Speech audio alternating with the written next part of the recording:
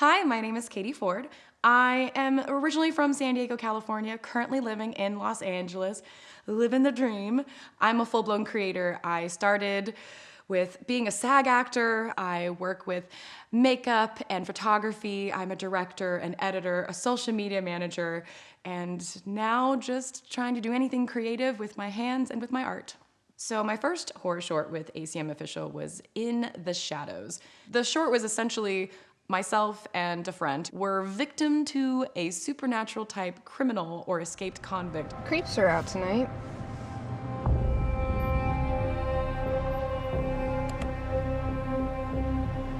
Where'd he go? I don't know. Selfie was super fun. We actually filmed that in my old house, which a lot of my friends can't watch Selfie because of that one, because they're like, I know where the house is, and it makes it that much more real for them.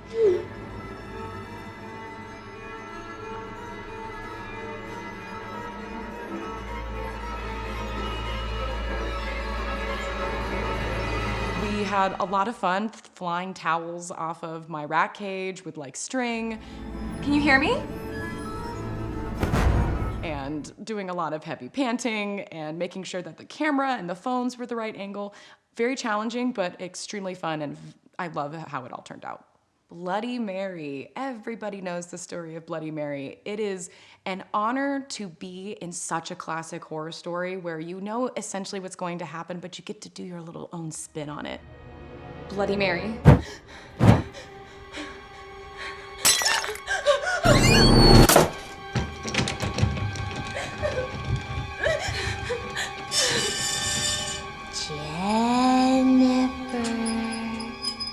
So I not only was the victim named Jennifer, who was summoning Bloody Mary, but I also got to be Bloody Mary. So I got to do the makeup, I got to do the hand that reaches out and grabs Jennifer.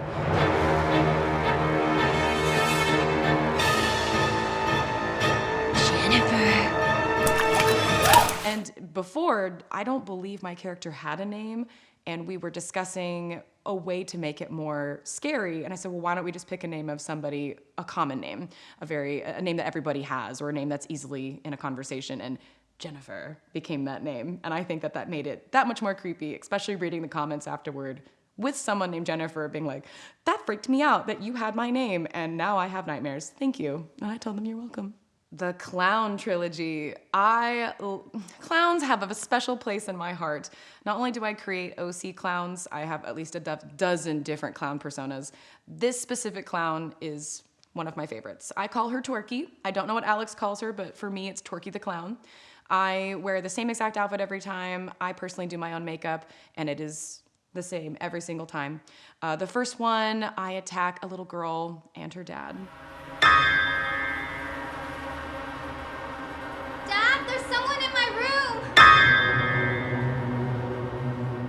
The second clown is about a hotel, and this one is a little scarier for me personally because the victim is a single woman by themselves in a hotel.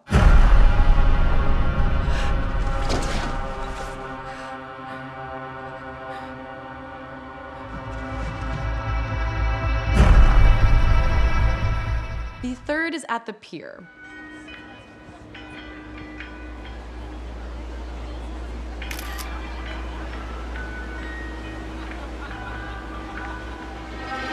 This one is my personal favorite because I get to add a little bit of my skills as a clown and as a clown entertainer through using a squeaker to speak. And I personally think it's really creepy that you can understand at least some of the words that I'm saying, as it is, again, a skill and not everybody knows how to speak with a squeaker in their mouth.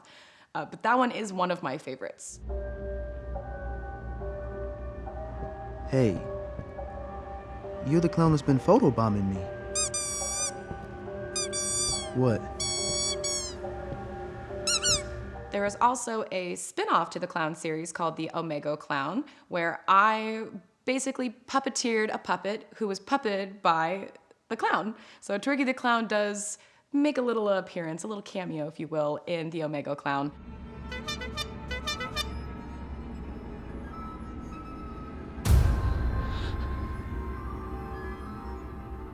And the list continues.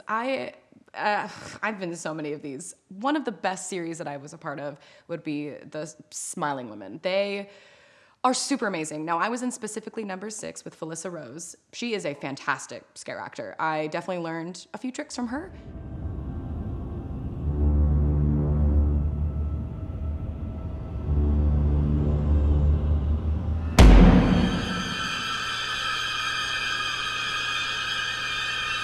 I really enjoyed that one. It was super fun. If you haven't seen it, you should. The next on the list is Don't Fall Asleep, where my nightmare paralysis demon kills my boyfriend. Essentially, I get blamed for it, interrogated, and then eventually the nightmare demon kills me. I hope you have a better answer. Wake up. You're having a nightmare. In Date with a Serial Killer, I play Lilith Doyle, who happens to be going on a date where he ends up being a serial killer. He breaks into my house, my lights go off, there's a news report. It's very crazy.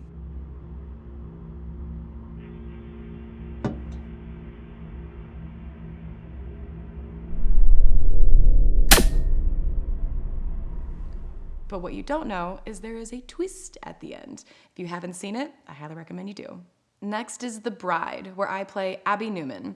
My very distraught husband decides to bring me back to life through witchcraft and sorcery. Spiritus ad hoc corpus redeemed. Spirit, return to this body. I command you. Spiritus ad hoc corpus redeemed. Spirit, return to this body. I command you. I don't come back as Abby, I come back as a demon who ends up being not so nice to my husband. Fun fact, that is my actual wedding dress from my wedding. My hair and flower crown are from my actual wedding. I was very happy to get to do all of that again. And I did my own makeup. So I've always been a little entertainer. But what made me want to become an actress was watching Wicked on Broadway. I know, cliche, but not just Wicked on Broadway. It was Wicked, like the original cast of Wicked on Broadway.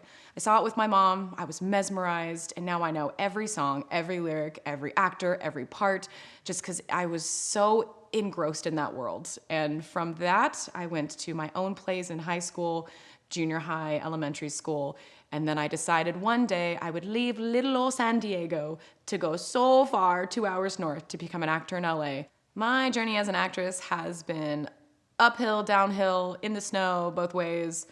It started very common. I had a music video role in the Netflix and Duce Smino music video. It was an overnight shoot for $50. But I made some amazing friends. I truly enjoyed it. And even though I was like deep background, you can still tell that it's me, which I was pretty proud of.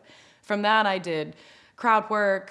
I was background in things where I was, girl who crosses camera or girl who takes sip of water. It's very common for people to start at that kind of level. I was typecasted into more risque roles or 18 to look younger. And I have been doing 18 to look younger since I was 25, and I'm now in my mid-30s. I know I don't look it, but that's what we get sometimes. And because of that background experience, because I got 1,000 no's and 1 yes every now and then, I decided maybe I need to make my own art, my own content. I then started things with Alex through ACMofficial, or I have my own TikTok where I started from the bottom and went to 1.6 million followers because I decided, well, if these directors don't see my potential, I know I'm good at what I do and I want to make art, so I did. Working with Alex through ACMofficial, honestly, it's a joy. I really appreciate the type of director that he is. He is not closed to other ideas, especially from myself. I am a director as well, and I like to throw in a few tidbits here and there, or if I see an actor struggling, I'll be like, can I help just a little bit? And he's very welcoming to help, which is honestly rare for a director. I enjoy how professional everybody is. I enjoy how well picked and well thought out all of the actors and the costumes and the scenes and sets are. I just really enjoy working with him in general. That is such a hard question. Okay, victim and villain.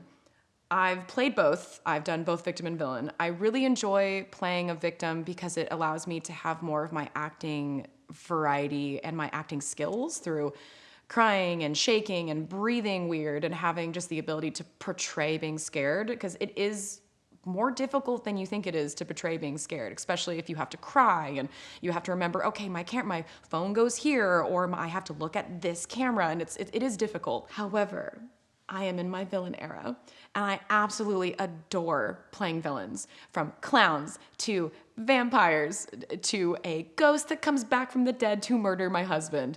It is fun with makeup, it is fun with costumes, it is fun doing the actual jump scares, and it is fun adding, personally, I'm not sure Alex enjoys it, but I love adding just a little bit of comedy to it, because comedy horrors are my bread and butter. So my favorite genre to act in is honestly 50-50 comedy horror. If I could add them together, which I do on a regular basis, I would. That basically clowning for me is comedy horror. As a scare actor through haunts, it's comedy horror. I want to make you laugh as much as I want to make you uncomfortable and make you scared. My favorite horror film is not a comedy in any way, shape, or form. It is messed up. It messes with your brain, and I will never, ever, ever, ever, ever, ever go to the French catacombs because of this specific movie. It is called As Above, So Below. Scary, very sweaty armpit, very shaky. There are a couple jump scares, which I love being an actor to give jump scares. I don't like jump scares. They scare me. And I feel like it's a classic scare, but to me it's a little cheap.